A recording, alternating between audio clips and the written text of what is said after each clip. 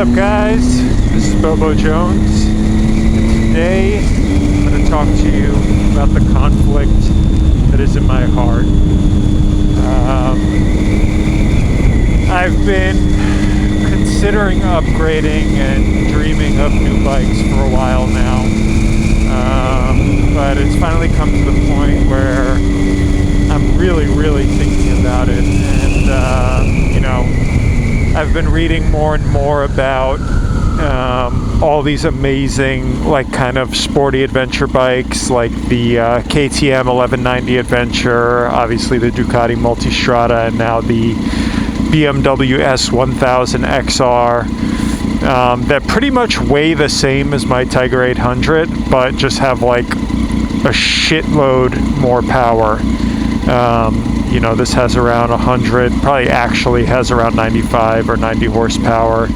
Those have in the 150 range, like 135 to 150 range. So, I mean, I have another video about me riding my buddy's, what does he have? His Cowie Ninja 636. And, I looked at the stats on like the KTM, for instance, and it's actually a little faster than the Super Sport my buddy has, which I love so much. And so what I really love is, like, this bike is really fast in, second and third and even fourth gear, but then kind of like when you're opening up in fifth gear and sixth gear, it's just like not that instantaneous feel you get down low. And even down low, it's not the same as, like, this bike would be if it had 150 horsepower. Anyway, oops, that was the second. But it's fast.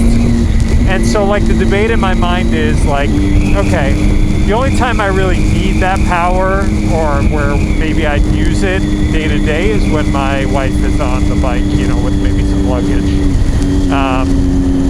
But other than that, I'm not gonna use speed like that. But I will be tempted to. So if I get one of these faster bikes, I could get myself in trouble way more easily. I've never gotten moving violations in my life until I got this bike, and I now have two. One near moving violation and one actually got it moving violation. So that's one thing, is I can get myself in trouble. The other main thing is that they're expensive. A new KTM 1190 is like, I don't know, it starts at 17,000 plus everything. You're looking at, like, if you can negotiate, like 18 grand out the door. And then with everything you put it on it, it's like 19 grand. New used, I've seen them with, like, whatever, 600 to 1,000 miles on them for around 14 grand on Craigslist. That's a lot of money, 14 grand for a used bike. So it would be a hefty investment even after I sold this one. So it's like, that's the issue, is like, is it worth the fun that I'll get out of it? Is it worth, the, pretty heavy extra money I'd be spending on this? I don't know what she was pissed about. So I can't decide. So the bikes I'm looking at are KTM 1190, which I called to ensure that bike would be like $75 a month, which isn't too bad. I'm paying like $50 for this one, and I have pretty good coverage.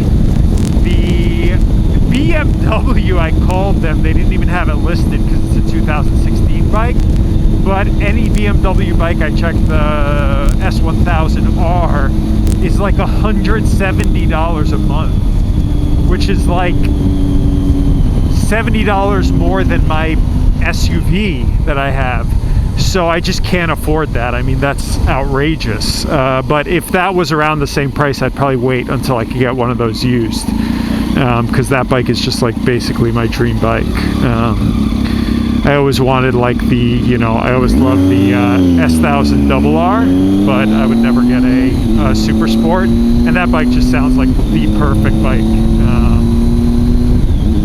So I don't know. I can't decide. I'm really torn between like the fun factor it gives me to how much I'd use it to how much I'd have to pay for it.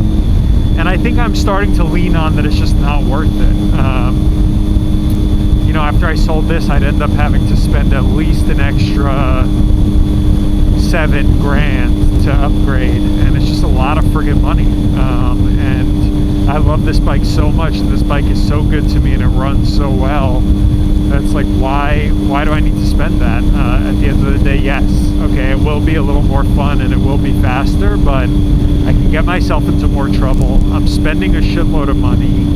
I don't think they'll be as reliable as this bike because they have so many crazy electronics, and I've just been reading so many horror stories about bikes with a lot of electronics on them, like the electronics on Ducatis just crapping out and then people are just completely screwed.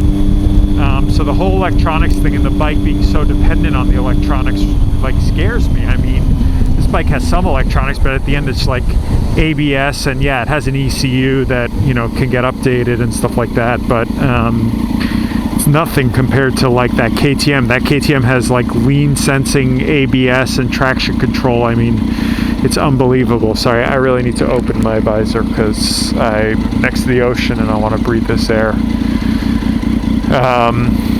So I don't know. I can't friggin' decide. But it is beautiful out here. So yeah, that's it. That's the update.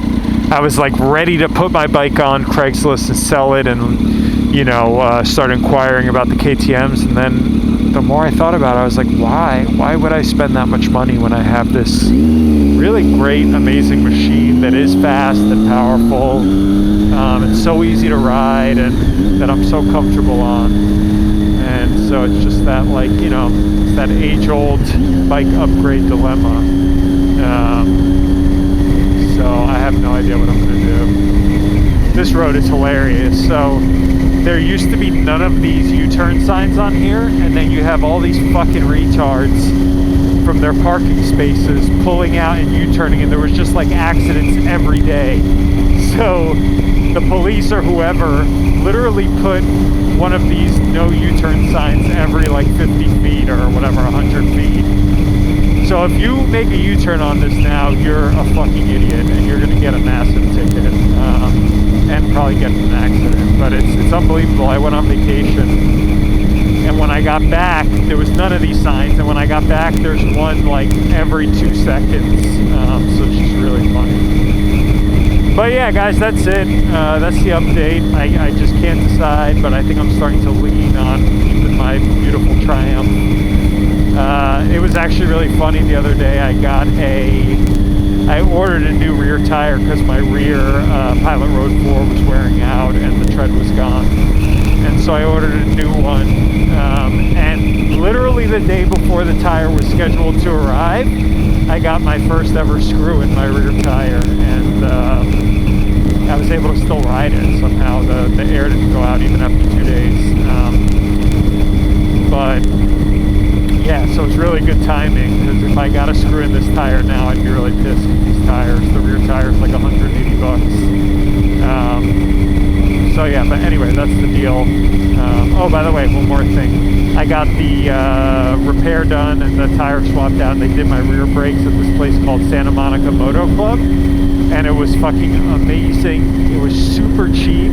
So if you guys live in the kind of Santa Monica, Venice area, I would highly recommend that. Because, yeah, the service was great, and it was so much cheaper than other places I've priced out. So definitely check it out. And that's it, guys. So hope everything's well with you. Ride safe. This is Bobo Jones saying, Arriba Dirt Cheap.